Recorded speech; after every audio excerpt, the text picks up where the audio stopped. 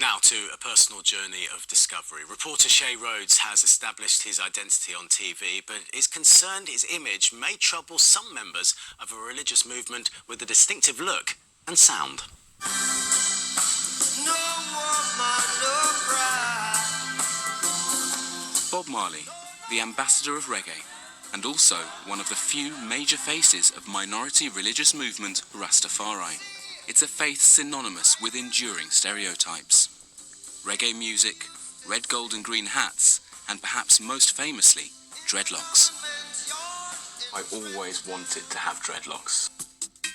It's a really cool hairstyle, and it's also uncompromisingly black, which was very important to me growing up. I went to an all-white private boarding school, and I needed some way to express to the world who I am, and this is it. But the problem is I'm not a Rastafarian. So it's got me wondering, if I'm not a Rastafarian, should I really be wearing my hair in dreadlocks? Rastafari began with Marcus Garvey, a Jamaican black rights campaigner and philosopher who prophesied and said, "Look to Africa when a black king shall be crowned, for the day of deliverance is at hand." In the 1930s, Rastafari was crowned as the Emperor of Ethiopia, and he took the name Haile Selassie, which means power of the Trinity. Garvey's supporters saw this as the Messiah returned to earth. And so a movement was born, and named after Selassie's title and birth name, Rastafari.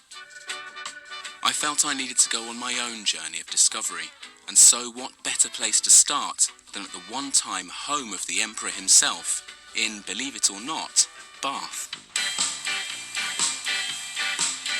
I've come to Fairfield House to meet one of the trustees, Dr. Sean Sobers. Tell me about the significance of this place to Rastafarian people. Rastafarians see Haile Selassie essentially as their god, their deity. So, in all intents and purposes, this is where God lived for the Rastafari people. How do dreadlocks play into the faith? Numbers chapter 6, which is the book in the Bible, talks about the Nazarene vow.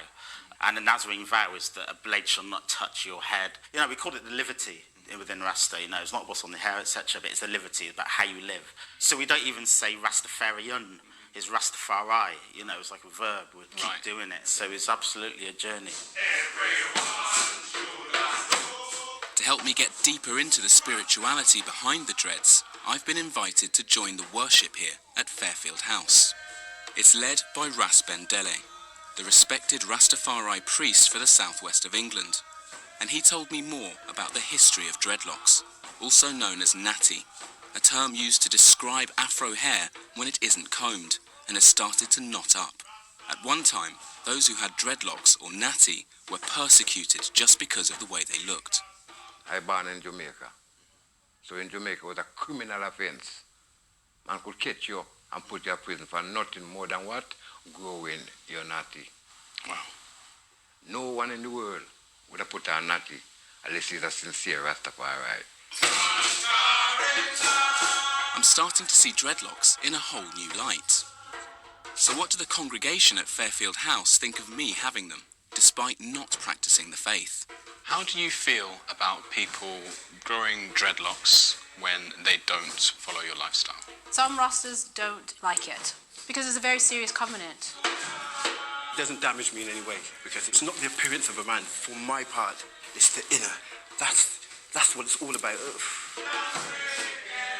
And do you feel like it's deceptive if I'm wearing the locks but I'm not a follower of his teaching? It's very deceptive because you're misleading others. Why don't you try to live like a Rastafari man and give up anything that isn't part of the order and then make a decision?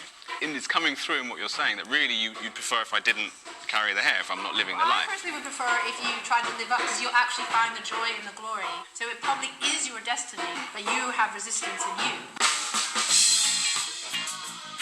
I was genuinely nervous about coming here today, but actually I faced a lot less hostility than I thought I would.